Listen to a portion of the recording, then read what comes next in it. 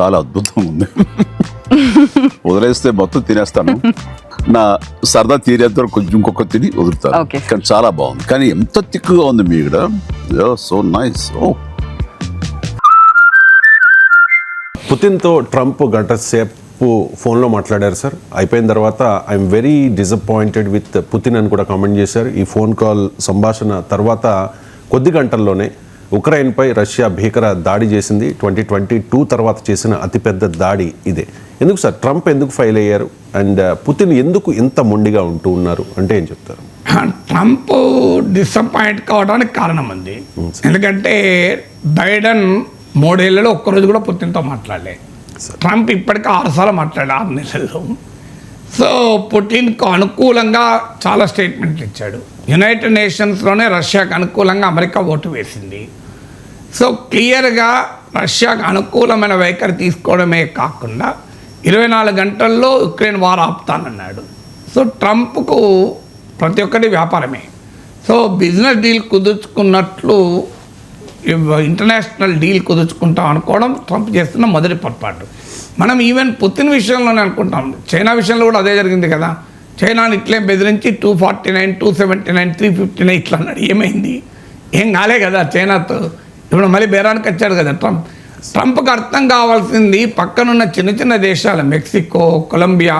Mexico చిన్న దేశం కాదు, కానీ ఎందుకు చిన్న అంటున్నానంటే జాగ్రఫీ బట్టి చిన్న అంటలేను నేను. మెక్సికో ఎగుమతుల్లో 86% అమెరికాకే. అయినా మెక్సికో ప్రైమ్ మినిస్టర్ వాయించి పడేశాడు.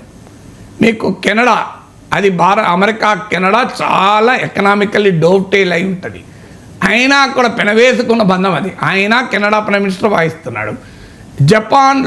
జపాన్కు సొంత సెక్యూరిటీ కూడా లేదు. ఒకినావో బేస్లో అమెరికా సైన్యాల రక్షణలో జపాన్ బతుకుతుంది. అయినా జపాన్ ప్రైమ్ మినిస్టర్ వాయించి పడేశాడు.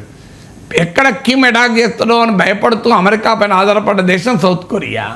ఆ సౌత్ కొరియా ప్రైమ్ మినిస్టర్ కూడా వాయించి పడేశాడు. మరి పుటిన్ ఇంటడా? ట్రంప్కి అర్థం కావాలని మీకు ఇన్ని ఉదాహరణలు చెప్పాను నేను. ఇక మీకు పుటిన్ ఎక్కడ వింటాడు? వీలైనంది జపాన్, సౌత్ కొరియా, కెనడా, మెక్సికోలే అయినంది. ట్రంప్కి పుతిన్ వింటాడా? పుతిన్కి ఇది కొంతమందికి ఏంటంటే పర్సనాలిటీ సిండ్రోమ్ ఉంటాయి. నేను సర్వశక్తిమంతుణ్ణి, అంటే ఇగో సెంట్రిక్ అంటారు. మీకు ఇగో అని ఒక పదం తెలిస్తే ఇంగ్లీష్లో 10 పదాలు వస్తాయి. ఇగో, ఇగోయిస్ట్, ఇగోటిస్ట్, ఇగో మ్యానియక్, ఇగో సెంట్రిక్ అని.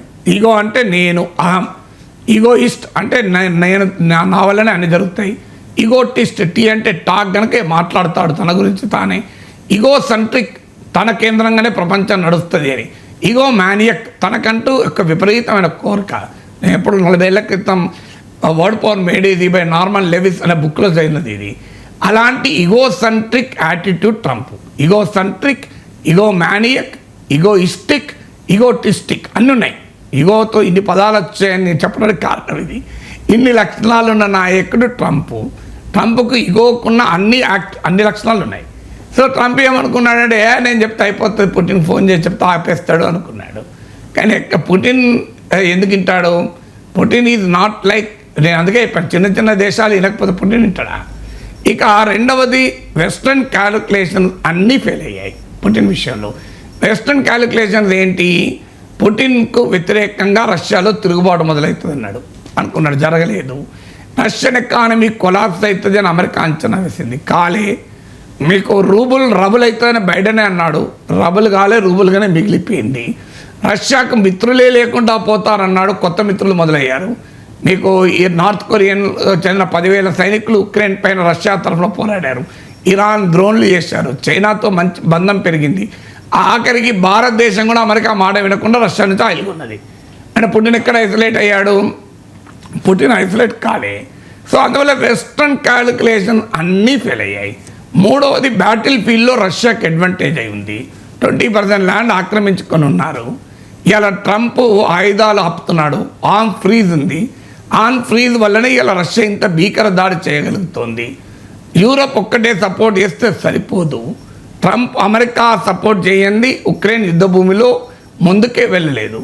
బ్యాటిల్ ఫీల్డ్లో ఇంత క్లియర్ సుపీరియారిటీ వచ్చింది. ఒక ఇన్సిడెంట్ ఉండవచ్చు, ఈ మధ్య ఉక్రెయిన్ డ్రోన్లతో రష్యాలో బీభత్సం సృష్టించింది, but that is only one incident. So battle ఫీల్డ్లో అడ్వాంటేజ్ ఉన్నవాడు ఎందుకు వెనక్కిపోతాడు, ఇది ట్రంప్కి అర్థం కావట్లేదు. నాలుగవది, నేను శాంక్షన్స్ ట్రేడ్తో బెదిరిస్తాను. ఈ మీద కొత్తగా చెప్పాడు, రష్యాతో ట్రేడ్ చేస్తే 500% ట్యాక్స్ విధిస్తా. దీనివల్ల ఎవరికి నష్టం? ఇండియాకి నష్టం. ఇండియా ఏం చేస్తుంది అప్పుడు? మరింతగా అమెరికాకు దూరం అవుతుంది. దీనివల్ల ఎవరికి నష్టం? ఇప్పటికీ 8% of European energy supplies Russia నుంచి. సో దీనివల్ల చైనాకు నష్టం. అందువల్ల రష్యా చైనా మరింత బలపడుతుంది. So Trump is a big failure in dealing with Putin. ఇంకా ఫైనల్గా అసలు రష్యా ఈ యుద్ధం ముగియాలంటే ఫండమెంటల్గా ఏం కోరుతుంది? నాటోలో యుక్రెయిన్ చేరకూడదు. ఇది ట్రంప్ ఎక్నాలెడ్జ్ చేశాడు, అది రైట్ అన్నాడు కూడా. అలాగే పొలిటికల్గా మిలిటరీగా న్యూట్రల్గా ఉంటామన్న రిటర్న్ గ్యారంటీ ఉండాలి.